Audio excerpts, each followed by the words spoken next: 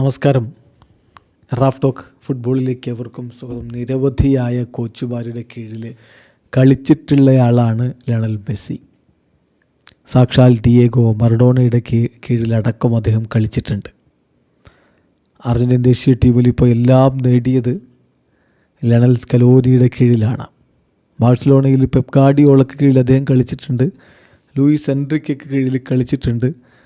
വാൽവെർദയ്ക്ക് കീഴിൽ കളിച്ചിട്ടുണ്ടായിരുന്നു. പിന്നെ റൊണാൾഡോ കൂമാന് കീഴിൽ വരെ അദ്ദേഹം കളിക്കുന്നത് നമ്മൾ കണ്ടു.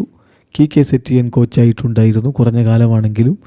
അങ്ങനെ അനവധി കോച്ചുമാരുടെ കീഴിൽ കളിച്ചിട്ടുള്ള ലിയോ മെസ്സി പറയുന്നു, ഞാൻ നമ്പർ 1 ആയിട്ട് കാണുക പെപ് ഗാർഡിയോളയാണ്.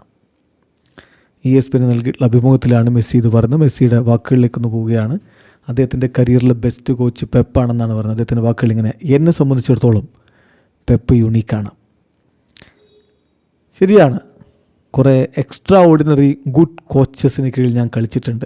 പക്ഷേ പെപ്പ് തീർച്ചയായിട്ടും ഡിഫറൻ്റാണ്. എന്നെ സംബന്ധിച്ചിടത്തോളം മറ്റെല്ലാവരേക്കാളും ബെസ്റ്റാണ് പെപ്പ്.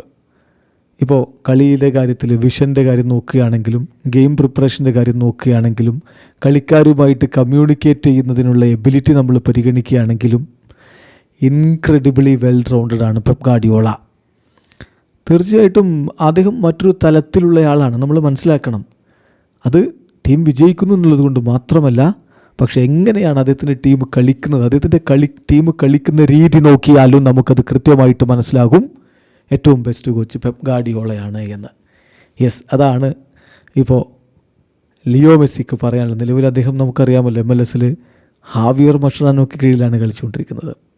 അർജൻറ്റീൻ ദേശീയ ടീമിൽ ലയണൽ സ്കലോനിക്ക് കീഴിലാണ് കളിച്ചുകൊണ്ടിരിക്കുന്നത്. ഇവർ രണ്ടുപേരും ലിയോ മെസ്സിയുടെ സഹതാരങ്ങളായിരുന്നവരാണ്.